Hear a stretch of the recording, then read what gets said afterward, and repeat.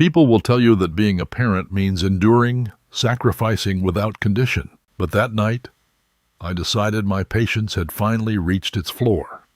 Under a $50,000 crystal chandelier in a ballroom in the heart of Chicago, my 35-year-old son Grant stood on the honor stage. He wore a suit tailored to the inch, my Patek Philippe watch on his wrist, and he announced to 300 of the city's elite, "Thank you, Dad, for laying the first bricks. But the era of hand-drawn blueprints is over. It's time for the old guard to step back, really rest, and let me take the wheel." But he smiled, triumphant, raised his champagne, and waited for applause. The applause never came, because 36 hours later, inside the very penthouse he'd been calling my place for 3 years, while he was shaking hands with 4 venture capitalists over a 7-figure deal, the elevator doors slid open, and the man who stepped out was not building security. Grant spun around. The confident smile on his face froze. The color drained from him completely. The glass in his hand shook so badly that champagne spilled across the Persian rug. Before I tell you who walked out of that elevator and why, let me ask you something. If you've ever given everything to a child who started treating your sacrifice like their entitlement, stay with me to the end of this one. And if this story is the kind that hits close to home, hit that subscribe button and turn on notifications, because there's a new story like this every single week, and you won't want to miss the next one. To understand how we got to that elevator door, you have to go back 36 hours, to the night of a toast that was never supposed to end this way. My name is Edmund Hale. I am 65 years old, and for 30 years I built Hale Architectural Group from a folding table in a rented office into one of the most respected development firms in Chicago. I built it with my hands, my back, and, though I didn't fully understand this until very recently, with a woman I loved more than I ever managed to tell her while she was alive. That night, the night everything changed. We were celebrating 30 years of the company in a ballroom on Michigan Avenue, all crystal chandeliers and white orchids, and 300 people who owed at least some part of their fortunes to buildings my firm had raised out of empty lots. I had paid for every plate, every bottle of wine, every string quartet chord drifting over the room. I had spent 2 weeks personally reviewing the seating chart, making sure old partners sat near old friends, making sure the mayor's aide didn't end up beside the one competitor who couldn't stand him. It mattered to me. 30 years is not a small thing to build, and I wanted the room to feel the weight of it. My son, Grant, stood beside me on the small stage we'd built for the occasion, and I was, God help me, proud. He is 35 now, and he runs a technology startup that makes software for logistics companies, something involving supply chains and predictive routing that I have never fully understood and never needed to, because I trusted him to understand it for both of us. He wears tailored suits that cost more than my first truck did. He has a way of tilting his chin up when he talks to a room, as if he's already decided the room belongs to him. I used to find that confidence charming. I used to think it was something I'd given him, a gift, proof that whatever fear and scarcity I'd grown up with had died with my generation. Earlier that evening, before any of it happened, I had stood near the entrance greeting guests as they arrived, and more than one old friend had pulled me aside to say some version of the same thing. "You must be so proud of him, Edmund. He's really come into his own." I remember nodding, smiling, believing it completely.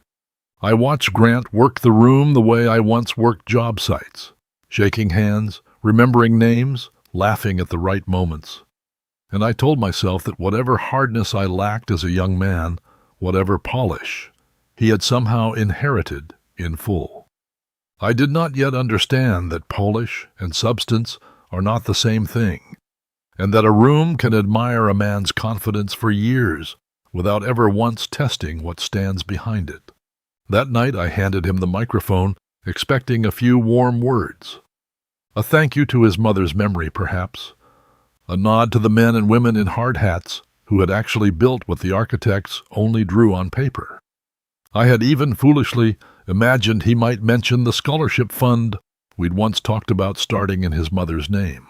Instead, Grant smiled, that easy, confident smile that used to make me so happy, and said in a voice pitched deliberately for the back row where the bankers and the board members sat, "Thank you, Dad, for laying the first bricks. But the era of hand-drawn blueprints and old-fashioned caution is over. It's time for the old guard to step back, really rest, and let me take the wheel." The room went quiet in that particular way. A room goes quiet when 300 people simultaneously realize they've just watched something they were not supposed to see. I heard very clearly in that silence the soft clink of a fork being set down somewhere near the back. Someone cleared their throat. Nobody laughed because nobody was entirely sure yet whether it had been a joke. I did not raise my voice. I did not correct him in front of our partners, our bankers, our competitors, all of them watching now with the polite, hungry attention of people who love nothing more than a family coming apart in public, provided it isn't their own family. I stood very still, the microphone still faintly warm in his hand from where I had passed it to him, and I looked at my son, really looked at him, and that was when I saw it. On his left wrist, catching the light of the chandelier every time he gestured, was a Patek Philippe watch. My watch. The one Margaret had given me the year the company turned 5, the year we very nearly lost everything, and somehow didn't. I remembered the exact restaurant where she'd handed me the box, the exact way she'd said, "You'll need something to remind you that you kept your promise to yourself." Grant had been wearing it to dinners and galas for over a year, and I had let him, because I told myself it didn't matter, because I told myself a father doesn't keep score of a wristwatch when his son is thriving. I walked up to him slowly, the way you might walk toward something you weren't yet sure you had the strength to face. I put my hand on his shoulder the way I had 1,000 times, when he was a boy who still asked for my approval, instead of assuming he already owned it. I leaned in close enough that only he could hear me over the murmuring room, and I said quietly, without a trace of anger in my voice, "Then prove you can steer it yourself." I felt him go still under my hand. I don't think he expected calm. I think somewhere underneath all that confidence, he had been braced for a shouting match he could win simply by outlasting, and calm left him with nothing to push against. Then I turned, walked off that stage, out through the gilded doors, past the coat check where a young woman handed me my overcoat without meeting my eyes, past the row of black cars idling at the curb, and I drove home alone through a Chicago night that felt, for the first time in years, unbearably honest. Behind me, I later learned, Grant lifted his glass again, laughed off the murmur that had spread through the tables, and told the room his father had simply gone home early, tired, proud, finally ready to enjoy retirement. He and his wife Lauren exchanged a look across the stage that I'm told carried something between triumph and relief. They believed in that moment that I had quietly handed them the keys to everything I had spent my life building. They believed silence was surrender. They had no idea what silence actually meant, coming from me. They were about to learn. I want to be honest about something before I go further, because this story only means anything if I am honest about my own part in it. I am not writing this to make myself sound wise or noble or even particularly good. For a long time, I was none of those things where my son was concerned. I was something worse, comfortable. I mistook comfort for love, and it took losing my wife, and very nearly losing my son in a different way, to understand the difference between the two. That night, driving home along Lakeshore Drive, with the skyline throwing its cold, indifferent light across the black water, I did not feel rage. Rage would have been easier, in a strange way. Rage burns fast and leaves you tired, but at least it leaves you feeling something clean. What I felt instead was something closer to recognition, the particular, sick clarity of finally seeing a shape that had been standing behind a curtain for years. I had built that curtain myself, thread by thread. Every time I paid a bill, I should have let go unpaid. Every time I laughed off a comment, I should have corrected, Every time I told myself that peace in the family mattered more than the truth of what was happening inside it. I pulled into my driveway and sat in the car for a long while before going inside. The house was dark and quiet, the way it had been quiet since Margaret died. Not empty exactly, but waiting, the way a house waits when it has grown used to only half its rooms being lived in. I sat there and thought about the watch on my son's wrist, and about the words the old guard should step back, and about the applause that never came.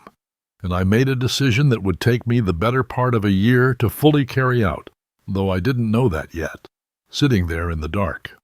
I decided I was done building bridges for a man who had learned to walk across them and then pretend, to every stranger in every room, that he'd never needed a bridge at all. I thought, too, about the guests who had watched the whole thing unfold, men I had done business with for 20 years, women who had sat beside Margaret at charity luncheons, people whose respect I had spent a lifetime earning one honest handshake at a time. I wondered how many of them had already begun composing the story they would tell over cocktails the following week. Did you see Edmund's face? Did you see him just walk out, calm as anything? I found I didn't much care what version of the story traveled through Chicago's dinner parties. I cared only about the version that was actually true, and I intended, for the first time in a long while, to make sure the true version won. I didn't sleep that night. I sat in my study with the lights off and let myself go back for the first time in years to 2008. Margaret and I built this company together from the very beginning. People forget that, or they never knew it. The world tends to remember the man's name on the letterhead and forget the woman who kept the numbers from ever lying to us. She was the co-founder, the one who understood cash flow, the way I understood load-bearing walls. And when the economy came apart in the fall of that year, she was the one who held Hale Architectural Group together with her own two hands, while I was out trying to save individual projects from collapsing one by one. She worked 20-hour days for weeks that fall.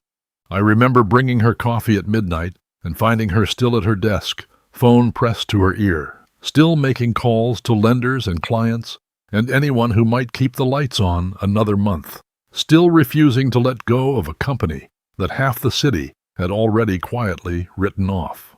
She used to joke, in the rare moments she looked up from the spreadsheets, that she'd sleep when the recession ended. She never got the chance. On a Tuesday morning that November, she collapsed at that same desk. A stroke, the doctors said, sudden and massive. She was 51 years old. She never woke up. I got the call while I was standing on a job site in the cold, and I remember, even now, the specific, useless detail of dropping my coffee onto the concrete and watching it spread across the frozen ground while a foreman asked me if I was all right. What she left behind was a company that survived, barely, and a fountain pen with both our names engraved on the barrel, which I still keep in the top drawer of my desk, and which I have never once been able to use again since the day she died. Sitting in my study that night after the gala, 17 years later, I understood something about myself that I had never let myself fully understand before. After Margaret died, I did not know how to grieve her the way a person is supposed to grieve, slowly, honestly, in the open, with the people who loved her. Instead, I grieved her sideways. I grieved her by trying to erase every hardship from our son's life, as if I could somehow spend her absence into meaninglessness by making absolutely certain Grant never had to struggle the way the two of us had struggled together. I paid off the debts of his startup, not once, but twice, quietly, without telling anyone, including him. He simply woke up one morning to find his company's crisis had evaporated overnight, as if by some financial miracle he never had to understand. I gave him a black card with no real limit, and told myself it was generosity rather than avoidance. I let him treat the smart penthouse downtown, the one I still owned outright, still paid every assessment and tax bill on, as though it were his own personal stage for entertaining investors and impressing strangers who assumed, reasonably enough, that a man who lived somewhere that nice must own it. Sitting there in the dark, I said it out loud to no one, because Margaret wasn't there to hear it, and I needed badly to hear it myself. I mistook clearing every obstacle out of his path for love. What I actually did was cut the legs out from under him, and then I wondered, heartbroken, why he never learned to walk on his own. That sentence sat in the room with me for a long time, and it did not get easier to sit with the longer I looked at it. I want to be fair to the man I used to be because I think it matters. I don't believe I was foolish exactly, or careless. I think I was a widower, trying to love his only son as hard as he possibly could, using the only tools he had left after his wife was gone: money, protection, silence. But there is a version of love that is really just fear wearing a kind father's face, and I had been practicing that version without realizing it for the better part of 18 years. Before I left the house that morning, I stood for a moment in the hallway, outside what used to be Margaret's small home office, a room I rarely opened anymore. On the wall hung a framed photograph of the two of us standing in front of our very first completed building, a modest 6-unit apartment block on the south side that no one but us would have called impressive. She was laughing in that photograph, one hand shielding her eyes from the sun, and I remembered looking at it that we had built that entire project ourselves, pouring concrete some mornings, arguing with inspectors some afternoons, celebrating with gas station coffee because we couldn't yet afford champagne. Nobody had cleared a single obstacle out of our way. I understood standing there that whatever I did next needed to honor that memory rather than continue to bury it under comfort. By 6 the next morning, I had made coffee, showered, and put on a suit for the first time since the gala, and I drove downtown, not to my own office, but to a squat, unremarkable building on LaSalle Street where a man named Walter Kane kept an office that looked more like a war room than a law practice. Walter had handled Hale Architectural Group's contracts for over 20 years. He had also, at various points, handled things for the city's most difficult divorces, its most contested inheritances, its ugliest boardroom coups. People in Chicago did not hire Walter Kane because he was kind. They hired him because he was exact, and because he had never once, in 20 years, allowed sentiment to soften a document that needed to be airtight. I sat down across from him and told him everything: the gala, the toast, the watch, the years of quiet accommodation that had led us here, one small surrender at a time. Walter listened without interrupting, the way he always did, tapping a pen against a legal pad without writing anything down. When I finished, he set the pen aside and said plainly, "You understand what you're describing isn't a disagreement, it's an audit. I understand. You've spent nearly 2 decades removing every obstacle between your son and comfort. He now believes comfort is simply what he's owed, and he believes it the way a person believes the sun will rise, without ever once examining the evidence. That belief doesn't correct itself with a conversation, Edmund. It corrects itself with consequences." I did not flinch. "Then let's begin with the penthouse." Walter almost smiled, a rare thing for him. "The building's smart lock system. It's tied to your name, your account, your authorization, and no one else's, regardless of who has been sleeping there. We changed the access credentials this morning. Every fingerprint currently on file that isn't yours gets deleted by 9 o'clock. Do it. There will be no warning to grant." "I know." Walter made a note, finally, on the legal pad. Then he looked up at me with something that might have been respect, or might simply have been professional interest in a client finally ready to act. "You understand this isn't reversible in the way you think it is. Even if you change your mind tomorrow, something in him will already know what you're capable of." "I've considered that." "Have you also considered," Walter asked, setting his pen down entirely now, "that this might not fix him, that a man can lose everything and still learn nothing from it?" It was a fair question, and I sat with it for a moment before answering. "Then at least he'll have lost it honestly, instead of keeping it dishonestly." I can live with the first outcome. I've spent 18 years failing to live with the second. I thought of the watch on my son's wrist, of the applause that never came, of Margaret's pen sitting unused in my desk drawer for 17 years. Good, I said. It's time he found out. We spent the next 2 hours going through everything. The penthouse, the loan guarantees I had co-signed without ever mentioning it, the informal arrangements I had never bothered to put in writing, because I never imagined I would need to defend myself, legally, against my own son.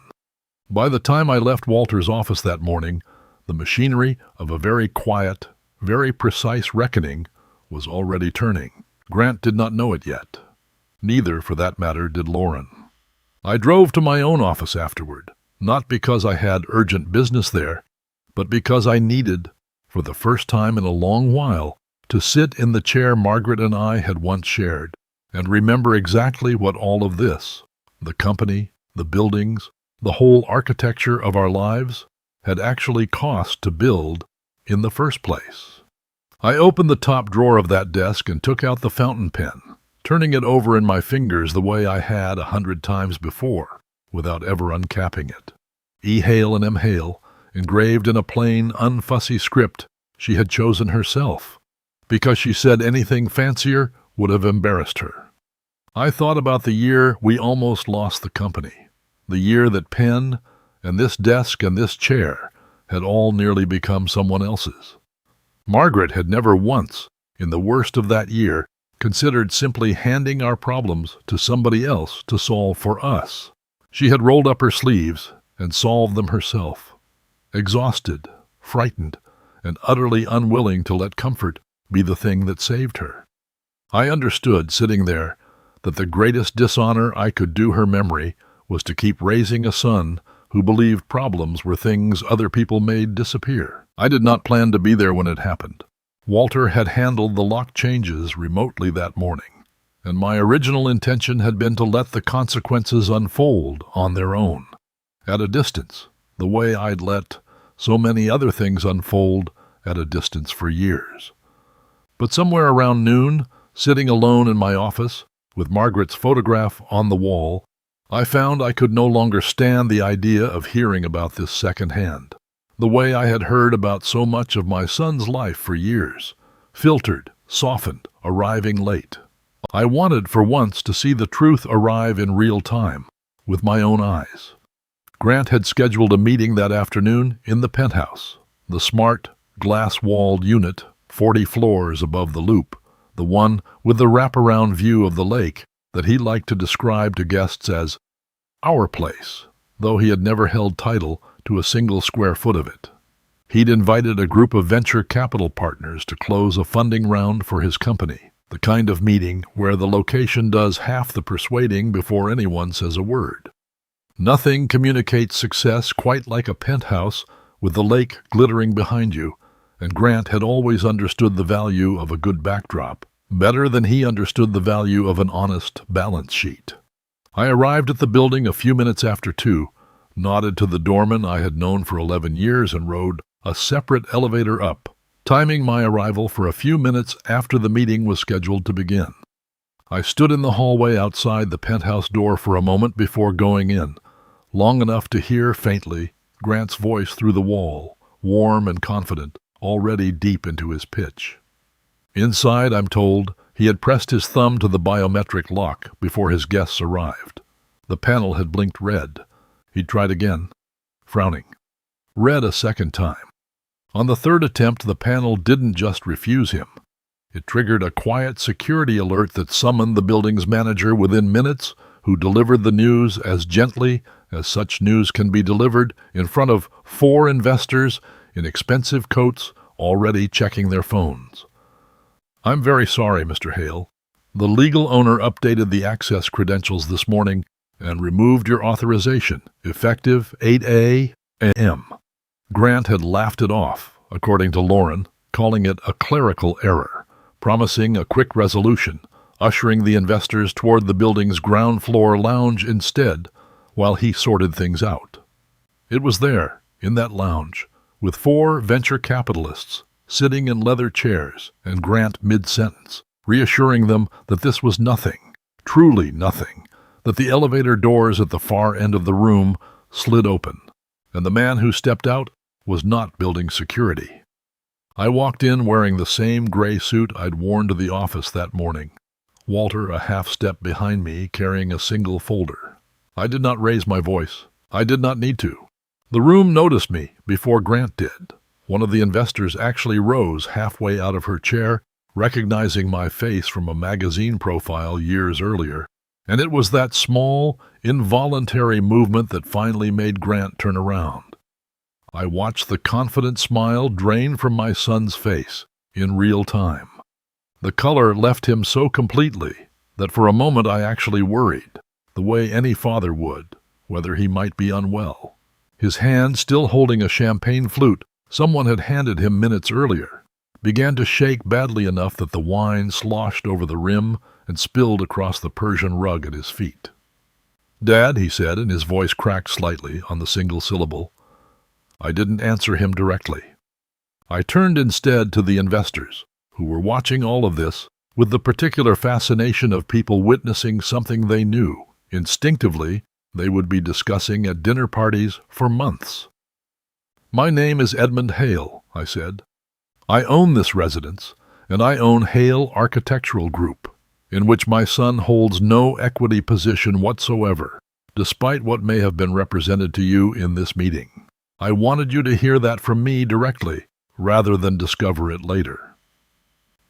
There is a particular kind of silence that falls over a room full of people who invest money for a living when they realize all at once that the man asking for their money doesn't actually own the address he brought them to, or the company he claims stands behind him. I have stood in enough boardrooms in my life to know exactly what that silence sounds like. It sounds like money quietly, politely deciding to leave. Grant tried once more to salvage the moment, laughing it off, calling it a billing error, promising to have it resolved within the hour. But his voice cracked slightly on the word resolved, and one of the investors, an older woman known around the city for her sharp instincts, was already reaching for her coat before he'd finished the sentence. People who evaluate risk for a living tend to trust the room over the pitch, and the room, that afternoon, was telling them everything they needed to know. Lauren tried to smooth things over, laughing lightly, suggesting they all reconvene at a restaurant nearby instead, insisting there had clearly been some clerical mix-up that would sort itself out by morning. But her voice had the particular brittleness of someone improvising in real time, watching a story she had told for years come apart in front of an audience she badly needed to impress. The investors left within the hour, citing scheduling conflicts that fooled no one, including Grant. I did not stay to watch them go. I set the folder Walter had brought on a side table, a formal notice, nothing more, confirming in writing what I had just said aloud. And I left the way I had come, without raising my voice again, without looking back to see my son's face. I heard the rest of that afternoon secondhand, later, the way I had grown so used to hearing about my son's life over the years, except this time, for once, the story arrived without any of the polish he usually applied to it. Grant, I was told, stood in the lobby for some time after the investors left, phone in hand, trying first the building's management office, then his own assistant, before finally calling me 3 times in the space of an hour. I never saw the missed calls until the next morning. By then, the bank handling the commercial loan for the next phase of his company's expansion, a loan he had spent months representing in writing as backed by an equity stake in Hale Architectural Group, had already called him directly. The underwriter's voice, Walter later told me, had been almost apologetic, the way people sound when they are the bearer of news they know will end a career, or at least a version of one. "Mr. Hale, our compliance team wasn't able to verify the ownership stake listed in your application. Records show you hold no equity position in Hale Architectural Group. We are unable to move forward with the loan as structured." He had never owned a single share of my company, not one. He had simply always assumed he would someday, and had, apparently, at some point, begun writing that assumption directly into legal and financial documents, as though assumption and fact were interchangeable things, as though the world would simply agree to see it his way if he said it with enough confidence. By the end of that single afternoon, the version of Grant Hale that Chicago's investors, bankers, and Michigan Avenue elite believed they knew, heir to a real estate empire, owner of a lakefront penthouse, a man whose future was already secured before he'd earned a single piece of it, had quietly, completely come apart. Not through scandal, not through any further public accusation on my part. Simply through the truth, arriving all at once in the space of a few short hours, the way a building collapses, not because the wind was especially strong that day, but because the foundation had never actually been there to begin with. I drove home that evening and sat for a long time at my kitchen table, waiting for Walter's call, confirming the rest of the day's events, and I felt none of the satisfaction I might once have expected to feel, watching my son's face lose its color in that lounge. What I felt instead was closer to grief, a strange, delayed grief for the son I had, without ever meaning to, allowed to become someone who could stand on a stage and not even notice he was borrowing every single thing he was proud of. I did not call Grant that night. I let the silence do what 18 years of soft words never had. I learned weeks later that he had gone home that evening and sat alone in the dark for hours before Lauren finally convinced him to eat something. There are moments in a man's life, I think, when even he can no longer bear to hear the sound of his own excuses out loud. They came to my house 2 days later, and I knew before I opened the door that it would not be a quiet conversation. Lauren spoke first, before I'd even fully stepped back to let them in.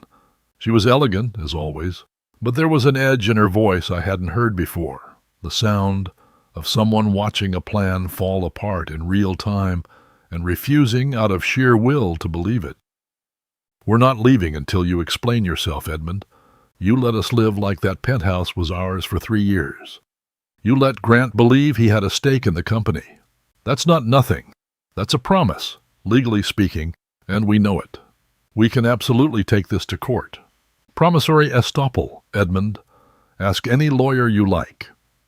I had, in fact, already asked one. I simply hadn't told her that yet. "You'll want to sit down for this conversation," I told her, my voice even. "Both of you."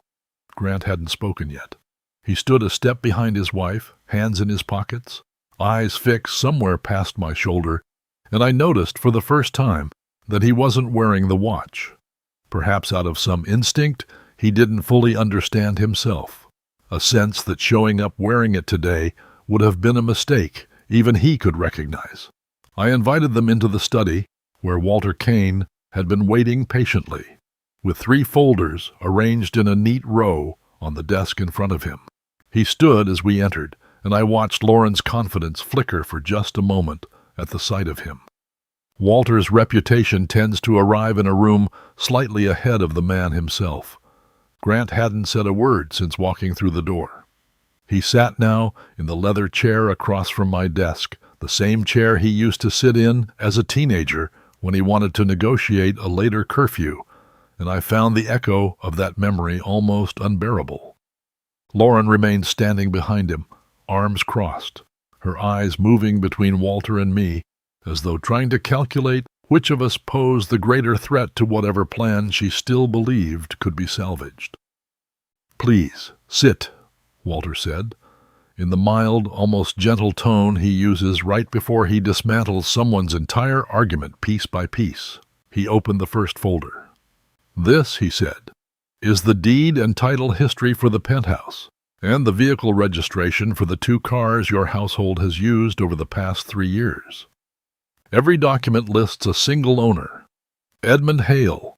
There is no co-signature, no transfer of interest, no lease agreement, implied or otherwise, naming either of you anywhere in the record." Lauren's jaw tightened. Grant said nothing at all, staring instead at a point somewhere on the carpet. Walter opened the second folder. "This is the completed transfer of 100% of the voting shares of Hale Architectural Group into an employee ownership trust, finalized as of this week. There is no equity position remaining that could be transferred to you, Grant, because there is no equity position left that is mine to give. As of Monday, the company belongs to the people who have spent decades building it alongside me. The project managers, the site foremen, the junior architects, who never once assumed a promotion before they'd earned it. Grant's face had gone pale, in a way I hadn't seen since he was a boy caught in a lie he'd thought was airtight. Walter opened the third folder last, more gently than the first two, as though he understood this one would land differently. And this is the founding paperwork for a scholarship fund, established in Margaret Hale's name, supporting architecture students from underserved backgrounds across Chicago. He closed the folders and looked directly at Lauren, not unkindly, but without a trace of softness either. You're welcome to pursue promissory estoppel, if you'd like. I'd only ask you to consider carefully what exactly you'd be suing for. That your father-in-law finally stopped paying for a lifestyle neither of you could actually afford on your own income? The room went very quiet. Lauren opened her mouth once, twice, and said nothing at all, the way a person does when every argument they'd rehearsed on the drive over has just been proven irrelevant. It was Grant who finally spoke, and his voice had lost every trace of the confidence I remembered from the gala stage. "The watch," he said. "At least give me the watch." I looked at my son, really looked at him, the way I had on that stage 2 nights earlier, and for the first time in a long while, I did not soften. "Take it off," I said. "Now." He hesitated, his hand hovering over the clasp. "That watch was your mother's gift to me, Grant. It is not a prop for you to wear at dinners where you want to look like a man who has already inherited something. It was never a prop. You've worn it for 3 years, and I let you, because I told myself it didn't matter. It matters. It has always mattered. Take it off." He unclasped it slowly, his hands trembling slightly, and set it down on the desk between us. I picked it up, felt the familiar worn weight of it settle into my palm exactly the way it always had, and slid it back into my own pocket without another word. They left not long after that, Lauren furious and already reaching for her phone before she'd even crossed the threshold, Grant silent in a way that felt, even then, distinctly different from his usual silences. Not sulking, not calculating his next move the way he usually did. Something closer, I think now, to shock. I never called anyone in our circle to tell them what had happened. I didn't need to. Chicago's business world runs on precisely 2 currencies, money and information, and both of them travel faster than any gossip ever could, especially among people who make their living noticing exactly whose name is on which title. Bankers talk to other bankers over lunch. Lawyers mention things to other lawyers at the club, half as courtesy, half as sport. Within 2 weeks, without a single word from me, the truth had made its way through every room that had once applauded Grant's confidence at industry dinners. He wasn't shunned exactly. Nothing so dramatic, nothing so public. What happened was quieter, and I think in its own way, crueler.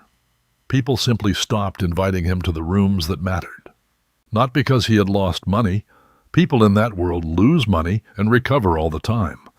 And it's almost respected, in its own strange way, provided the losses were earned honestly through real risk. What Grant lost was something harder to recover.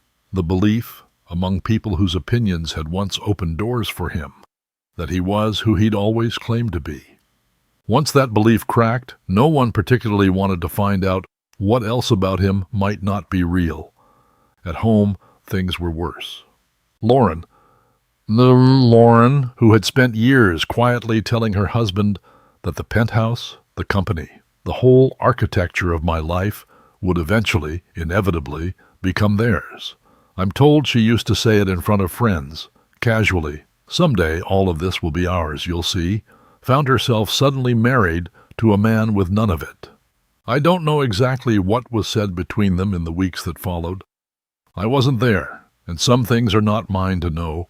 But I do know that the marriage which had always seemed built as much on shared ambition as on shared affection, began to come apart at the seams almost immediately once the ambition had nothing left to feed on. She accused him of lying to her about the extent of what he actually owned. He accused her of pushing him, relentlessly, toward a version of himself he'd never actually earned the right to be. Within a month they had separated, Lauren moving in with her sister on the north side. I picture him, sometimes, in the small rented apartment he moved into after that.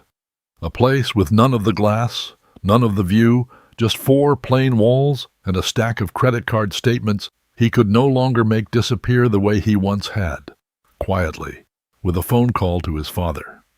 I picture him sitting with those bills spread across a second-hand table, finally doing the arithmetic of a life he had never actually built himself, only borrowed piece by piece, decorated like an inheritance until the whole structure was really made of debt dressed up as success.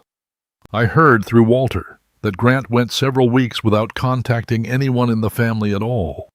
No calls demanding I reconsider. No angry texts at midnight, just silence. The kind of silence that comes not from stubbornness, but from a man finally sitting alone with the truth about himself, with no audience left to perform for, and for the first time in a very long while, no father standing ready to catch him before he hit the ground. His own employees noticed too.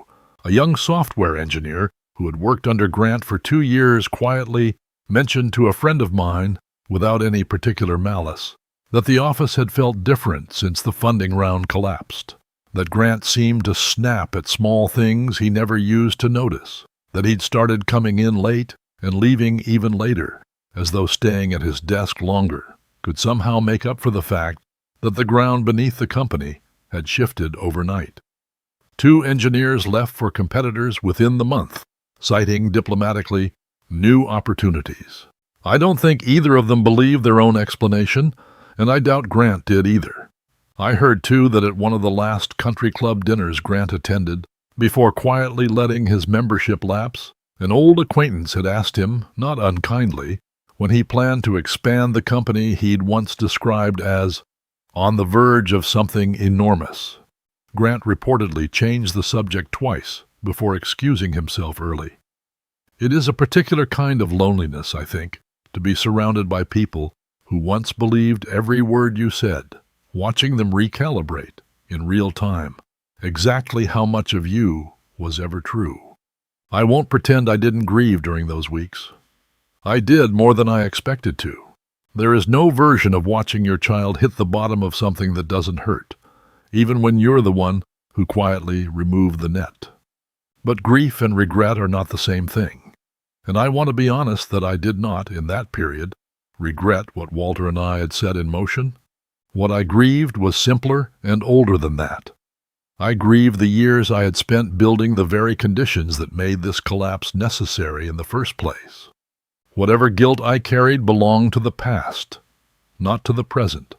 I was finally, painfully, allowing to unfold the way it needed to. Almost a year passed before I understood that something in my son had actually begun to change, rather than simply survive. He did not call and ask for money. That, more than anything, told me something was different.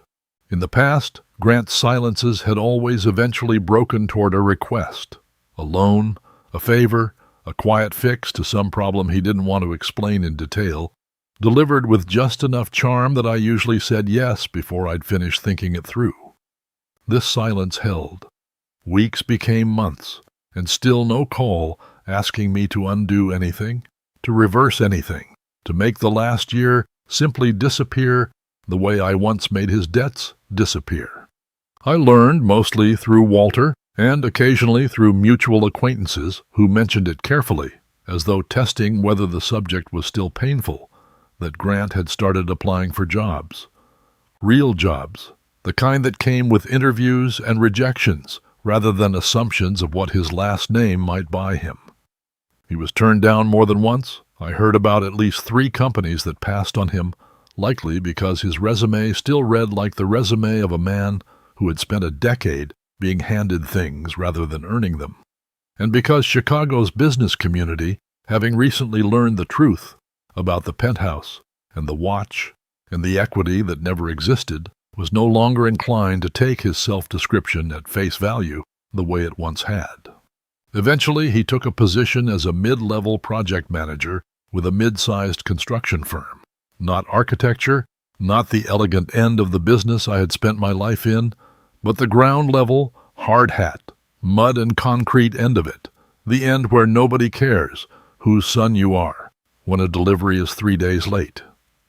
I heard he wore a hard hat to job sites for the first time in his life, that he stood in the cold, arguing schedules with contractors who had no idea and no particular interest in the fact that he had once believed himself destined to inherit a company many times the size of the one now employing him at a fraction of what he used to spend on suits. Something about that work seemed to reach him in a way that nothing else had. A colleague of mine, an old friend from the industry, ran into Grant on a site downtown and later told me, with something like genuine wonder in his voice, that my son had spent 20 minutes patiently working through a scheduling conflict with an electrical subcontractor, with real, unpretentious concern for getting it right, rather than simply looking right. He looked tired, my friend said.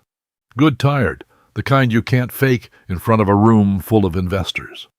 Mambim Dorosaurus. I understood, hearing that Grant was finally learning something Margaret and I had learned decades earlier in that garage where I used to repair air conditioning units after dark to make ends meet. That there is a particular, unglamorous dignity in earning a wage through actual effort, and that no amount of inherited comfort can ever replace the very specific pride of a paycheck you know in your bones that you actually deserve. I heard, too, that his hands had blistered badly during his first few weeks on site, unaccustomed as they were to anything more demanding than a laptop keyboard, and that rather than complain, he'd simply started wearing work gloves and kept going. It's a small detail, I know, but small details are often where real change first shows itself, long before it becomes visible in anything larger. A man who once treated an entire penthouse as a stage prop was now, apparently, proud of a pair of calluses. Around the same time, I learned that Grant and Lauren had begun attending marriage counseling together, tentatively at first, then more consistently. I don't know the details of those sessions, and I never asked. Some doors are not mine to open. But I heard from a friend of Lauren's who knew a friend of mine that the two of them had started, slowly and with obvious difficulty, to have honest conversations about the version of success they had been chasing together for years, one built almost entirely on appearances, on a penthouse, and a watch, and a company that was never actually theirs to claim, no matter how many times they had rehearsed the story to each other and to everyone around them. There was one story from that year I only heard much later, from Grant himself. During one of his early interviews, a hiring manager had asked him bluntly what he had ever built entirely on his own. Grant told me he'd almost walked out of the room rather than answer honestly. Instead, he said, he sat with the silence for what felt like an eternity and finally admitted, "I'm still figuring that out." He didn't get that job, but he told me months afterward that it was the first true sentence he remembered saying out loud in years, and that something about saying it had loosened a knot in his chest he hadn't realized was there. I did not reach out to either of them during that year, not out of coldness, but because I understood, finally, that some kinds of growing cannot happen with a safety net still attached beneath them. I had spent 18 years being that net, quietly, invisibly, without ever once asking myself whether a net that never lets a person fall is really doing them any favors. It was, I think, the hardest and most important thing I have ever done as a father, simply to stay still and let him build his own legs under him, even while every instinct I had left screamed at me to reach out and catch him. A year to the day after that gala under the chandelier, Father's Day came around again. There was no ballroom this time, no string quartet, no 300 guests. I had a small gathering at my house instead, a handful of old friends, My niece and her children, nothing more than burgers on the grill and lemonade sweating in the June heat. It was, I think, the kind of gathering Margaret always preferred anyway, and I found myself missing her a little less painfully than usual that afternoon, sitting there in the shade of the backyard garden she had once planted with her own hands. I hadn't been certain Grant would come at all. We had spoken perhaps 4 or 5 times over the previous months, brief, careful conversations, mostly about small things, a job site problem he was working through, a book he'd started reading, nothing that touched directly on the year behind us. I had learned not to push. I had learned, finally, that trust rebuilds itself on its own schedule, not on the schedule a father might prefer. Around noon, an old pickup truck pulled into the driveway. Not new, not polished, just clean, and clearly well cared for. Grant climbed out wearing jeans and work boots, nothing at all like the tailored suits I remembered from the gala. He looked, for the first time in years, like a man rather than a performance of one.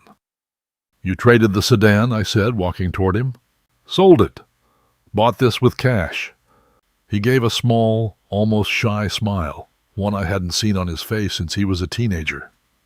"First thing I've ever owned outright, without anyone's help behind the scenes." We stood there for a moment, neither of us quite sure how to begin. Then he reached into the truck and pulled out a flat, unwrapped package, handing it to me without any ceremony at all. "It isn't much," he said. Inside was a single architectural sketch, hand-drawn, careful, clearly the work of someone still learning the craft, but trying hard to get every line right. A small, mixed-use building, the kind of modest, practical project that will never appear in any glossy magazine, and was never designed to. He explained quietly that it was his first fully independent design, developed on his own time after work, and that a small client had actually agreed to build it. I looked at that drawing for a long time.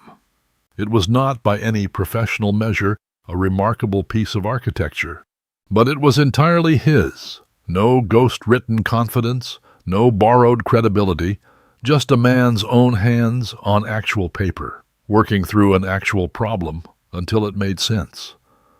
"I'm proud of this," I told him, and I meant it more than I had meant almost anything I'd said to him in years. He looked down at his boots, and when he looked back up, there was something almost hesitant in his voice, something I hadn't heard from him since he was small.